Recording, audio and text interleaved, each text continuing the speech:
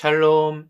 1월 18일 수요일 아침입니다. 오늘 하루도 하나님의 은혜와 평강이 여러분들의 삶 가운데 가득하기를 간절히 소망합니다.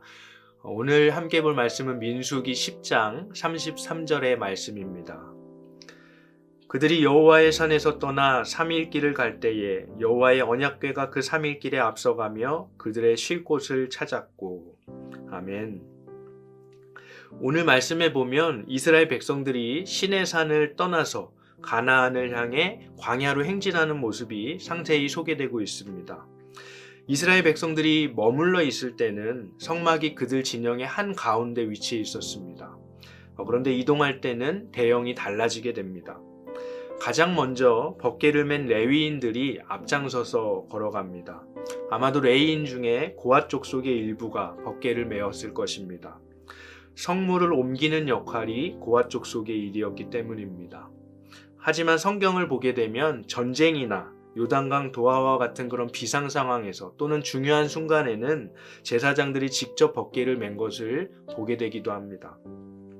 어쨌든 하나님의 법궤가 가장 앞에서 가고 그 위에는 하나님의 구름 기둥이 내려와 있습니다. 그것을 바라보면서 그 뒤를 이어서 유다 지파를 중심으로 한 동쪽의 세 지파가 법궤를 쫓아갑니다.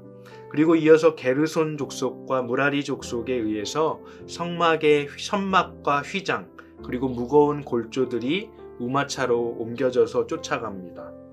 그 뒤에는 르우벤을 중심으로 한 남쪽의 세 지파가 그들을 따라가고 나머지 성물을 맨 고핫 족속이 또 그 뒤를 쫓습니다.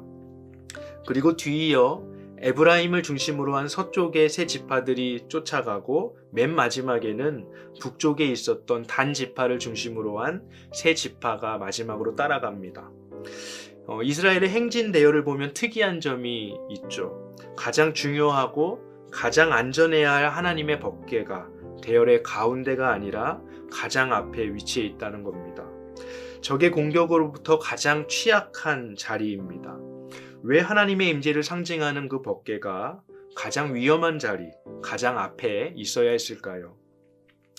이스라엘이 따라가야 할 분은 오직 여호와 하나님이시기 때문입니다.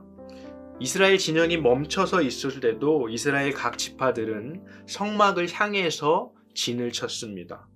마찬가지로 이스라엘은 이동할 때도 하나님을 향하여 바라보며 하나님을 쫓아 행진해야 했습니다.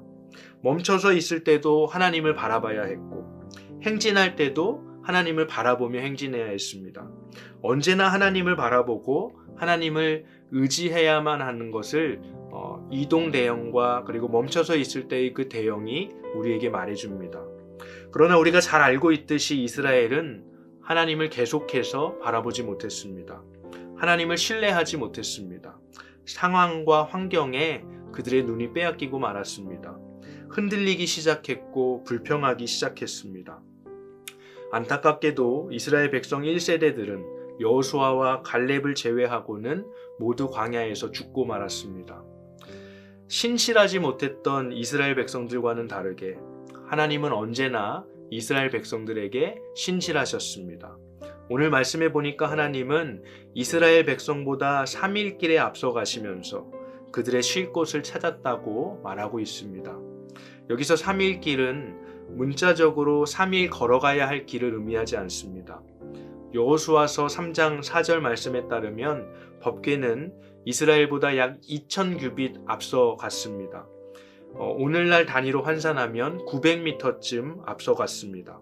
그러니까 여기서 3일 길이 의미하는 것은 이스라엘이 쉴 곳을 찾기 위해서 충분한 수고를 감당하시는, 완전한 수고를 감당하시는 여호와 하나님의 열심입니다. 하나님은 언제나 쉴만한 물가로 우리를 인도하시는 분이신 줄 믿습니다. 하나님은 언제나 우리가 그분 안에서 쉼을 누리기를 원하십니다. 그분은 우리에게 쉼을 주시기 위해서 완전하고 충분한 수고를 언제나 감당해 주시는 분이십니다.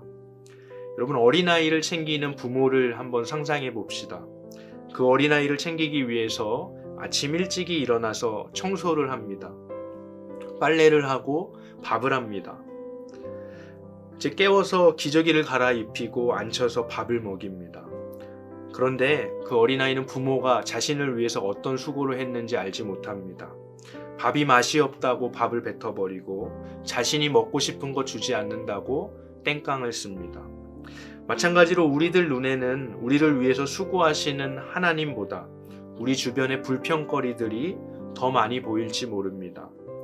지금 이 순간에도 하나님은 우리 앞에 가시면서 우리에게 쉼을 주시기 위해서 충분하고 온전하고 완전한 수고를 감당하고 계십니다.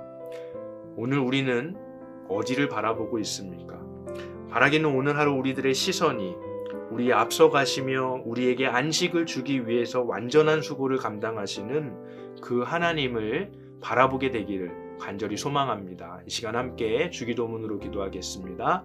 하늘에 계신 우리 아버지여, 이름이 거룩히 여김을 받으시오며 나라가 임하시오며 뜻이 하늘에서 이루어진 것 같이 땅에서도 이루어지이다.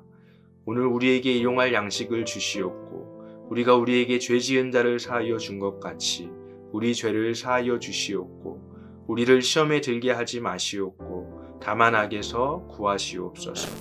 나라와 권세와 영광이 아버지께 영원히 있사옵나이다. 아멘.